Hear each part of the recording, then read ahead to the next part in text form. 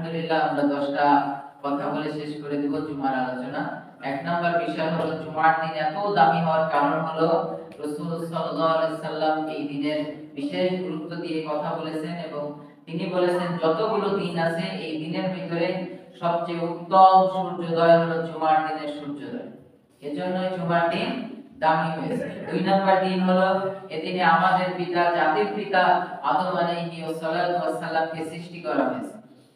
তিন নাম্বার বিষয় হলো এই দিনেই আদম আলাইহিস সালামকে জান্নাত নামের মহা মূল্যবান জিনিস, মহা শান্তির জিনিস, এই শান্তির ঘর, শান্তির জায়গা, শান্তির স্থানে আদম আলাইহিস সালামকে প্রবেশ করানো হয়েছে। চার নাম্বার বিষয় এই জুমার দিনেই আদম আলাইহিস সালামকে সেই জান্নাত থেকে বের করা হয়েছে।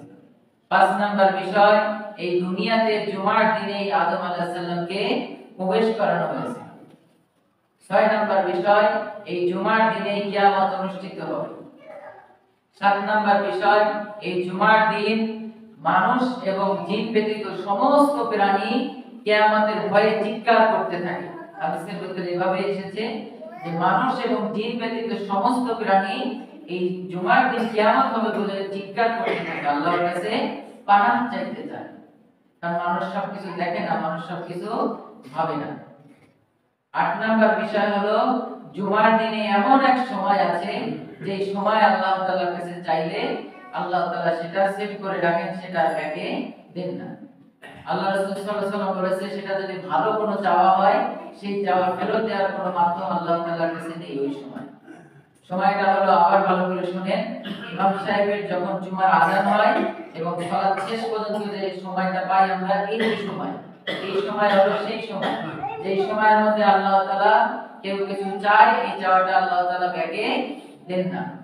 আব্দুল্লাহ ইবনে ওমর মানে ওমর রাদিয়াল্লাহু আনহুর সন্তান আব্দুল্লাহ বলতেছেন রাসূল সাল্লাল্লাহু আলাইহি ওয়াসাল্লাম বলেছেন এই সময় আরেকটা কথা বলেছেন, সেটা হলো আসরের পর থেকে মাগরিব পর্যন্ত। তাহলে জুমার দিনে যে বিশেষ সময়টা সেটা আমরা দুইটা সময় পাই, একটা হলো জুমার আযান থেকে জুমার সালাত শেষ পর্যন্ত, আরেকটা সময় হলো আসরের সালাত শেষ থেকে মাগরিব পর্যন্ত। এই সময়গুলো আমরা ক্ষমা চাওয়ার হোক, আল্লাহ তাআলার কাছ থেকে কিছু নেওয়ার হোক। যদি এমন কিছু মনে হয় যে আমি আজকে আল্লাহ তাআলার কাছে মাপ চাবো, আজকে আল্লাহ তাআলার কাছ থেকে কিছু চাবো, তাহলে অবশ্যই আমাদের উচিত জুমার এই দুই সময় আমাদের অন্বেষণ করা বা এই দুই সময় আল্লাহ তাআলার কাছে চাওয়া। 9 নাম্বার বিষয় হলো জুমার দিন এমন এক উপায় আছে যে উপায়ের কারণে দাজ্জাল থেকে আমরা বেঁচে যাব।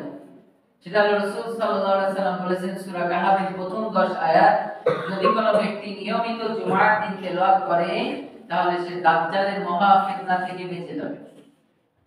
তাহলে আমরা 9 নাম্বার বিষয় পাই যে জুমার দিন যদি আমরা সূরা কাহাফের প্রথম 10 আয়াত তেলাওয়াত করতে পারি, দাজ্জালের যে মহা ফিতনা সেই ফিতনা থেকেও মুক্তি পেয়ে যাব।